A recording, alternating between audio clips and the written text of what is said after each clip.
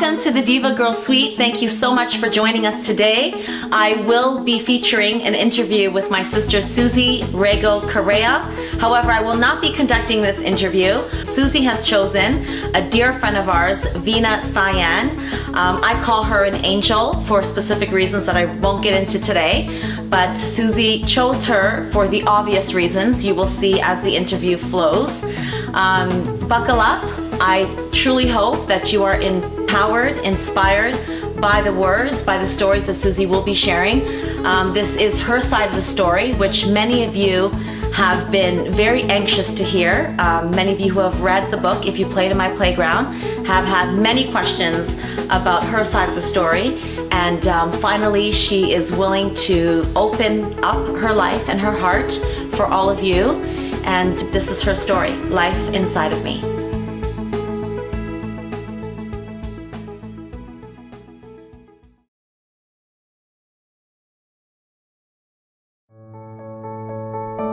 I don't even know when you even met Richie. Tell me about when you met Richie. We met when I was working at a gym at the time. I was off for the summer. Richie started working there during that summer. So when I had gone back to work, he was already there.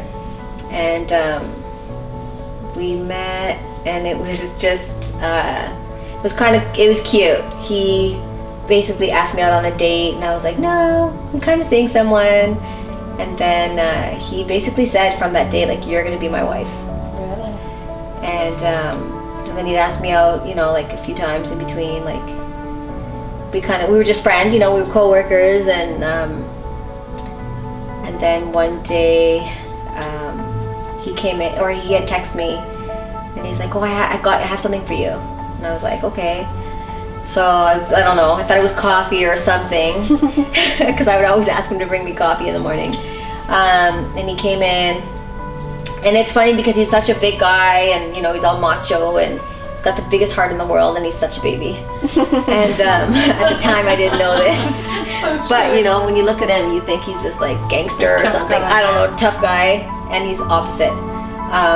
So he came in, and I'm like what? And he's like, oh, close your eyes and give me your hand. And I was like, no.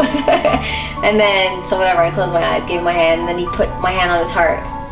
And then he's like, and I'm like, what? And he's like, my heart. I'm giving you my heart. So it was like cheesy, but like so very cute. Sweet. And then, but I still had not agreed to go on a date with him at the time. And then, I don't know, maybe within like the end of that week, I was like, okay, I'll go out with you. And then, since then, it's exactly what he said. Like, we were inseparable, and that's it. What is it about you at this point in your life that's, you know, you're so happy with Richie? And obviously he's a contributing factor too. He's a big softie.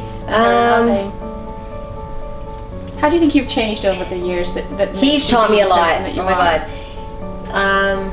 I met him when I was 30 or 31, so that was already a good thing, because I had already, you know, lived my life, did what I wanted to do, and kind of like, okay, you know, was that a good time for me to meet someone and settle down. But from the day one, we've been like best friends, very open with each other. Love, like I knew what loving someone unconditionally was to an extent, but when I met him, like I fully knew what like I love you unconditionally was. And he taught me a lot. Like when him and I first met, he had moved in with me literally after our first date. And like, you know, we'd argue we'd argue for like, I don't know, something so stupid. And I was always quick to, I don't want this is not for me, just go. And like, you know, I was quick to run, you know, that was my thing. And even guys that I have dated in the past would say, like, you're always so quick to run, something so small, like, and I just, those were my walls. You know, I had my walls up and didn't want to give anyone 100% me. Even though I was in a few relationships before him for a few years, I never gave anyone like me 100%. Or talked about getting married or any of that. Like, I thought I was never gonna get married again, didn't want any more kids. And then when him and I met, you know, he taught me, like, you can't run, you need to face, you know, when you're with someone that you love and you want to build a future with that person, you need to get through things, and, you know, communication. So he taught me that 100%. Like he, Started to oh love yeah, the and I gods. taught him things as well, you know, because he was married previously too.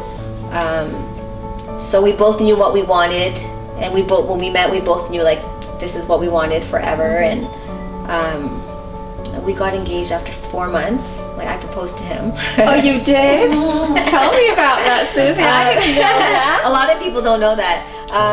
Because he proposed to his ex, and my ex proposed to me. Okay. So he said from the beginning, like, I want you to propose to me, and I was like, hell no, not happening. And I don't know, and we planned our first trip after us being together 4 months. I think we went to Cuba, and then like 2 days before, I don't know, I just thought like, you know what, like we were already close, and I already knew this is who I was going to be with. So I decided, wow, I should do it. Like oh my god, and then I totally got nervous, and I'm like, oh my god, now I know how guys feel. It was so nerve-wracking, and even though I didn't do anything fancy, and I didn't buy him a ring or anything, no. I had wrote him this letter, this long letter, you know, mushy, and then at the end, towards the end, I said, you know, I want to spend the rest of my life with you, will you marry me, type of thing. And then when we went away, I had carried this letter with me every day and thought, the right time comes, I'll give him the letter. I think it was 3 days into our trip.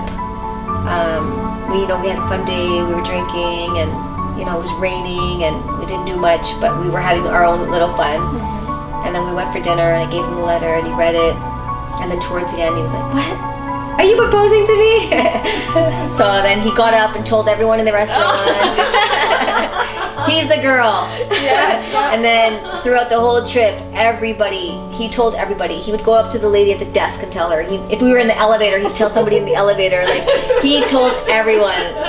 Like, and I didn't realize how much that even till this day he tells everyone. Like, and he's so proud of it. Like I didn't realize at the moment how much it meant to him, and till this day how much it means to him. So I'm glad, you know, it was nice. Yeah, I'm glad I did it. I've trusted him from day one. He's given me no reason not to. You know, when we started dating, he was, you know, like little things like we had each other's passwords for things, and he'd answer my phone, I'd answer his, or we started fresh, we got new phone numbers, we got rid of any social media that we had and did our own thing together. So he's never given me any reason to think I don't trust him, or he's going to betray me, or anything.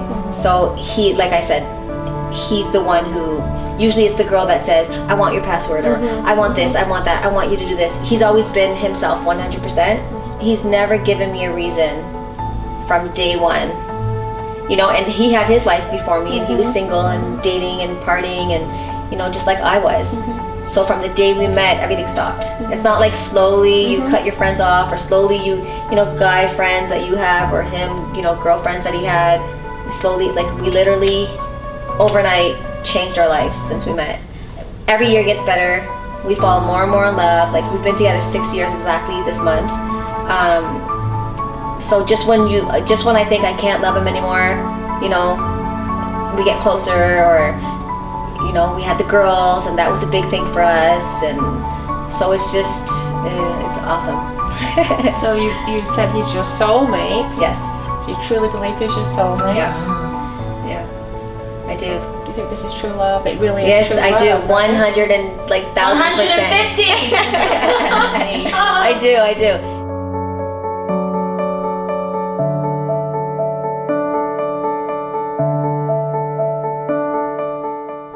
When I was 9 weeks, I had gone in for my first ultrasound, and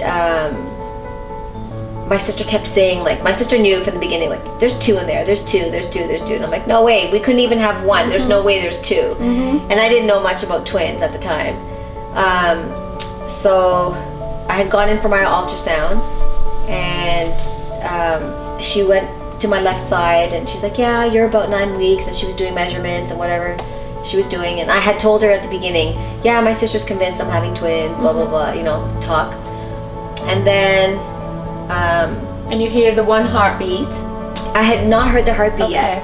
Her and I were talking, and she was doing measurements and talking about work and stuff, and then so I knew the baby was there. And then she had gone to my right side, and she started doing more stuff. So in my head, I'm laying there, and my husband's in the waiting room at the time. and I'm just thinking, if the baby's on that side, like, why is she there now doing something? I still didn't think twins, but I was just like, so at that time I was just like, because I had not said anything to her about one or two, and I had said, you know, she's doing her thing, and I'm like, there's only one baby in there, right? And she didn't say anything. Because they're not allowed to. And then I was like, there's only one. I said it again, and she still didn't say anything. And then I looked at her, and I'm like, I'm not having twins, am I? And she, like, the whole time her and I were talking, and I'm thinking, now she's ignoring me.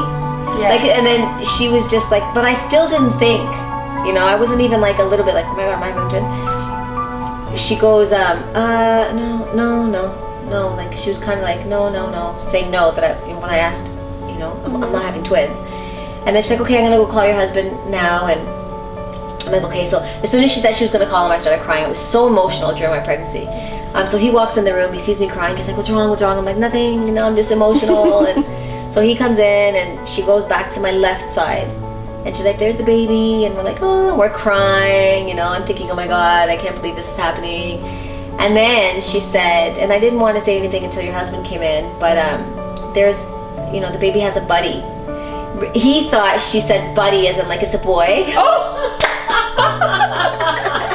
So he's like, it's a boy. And then she's like, no, it's buddy. The baby has a buddy. There's two. Oh my God.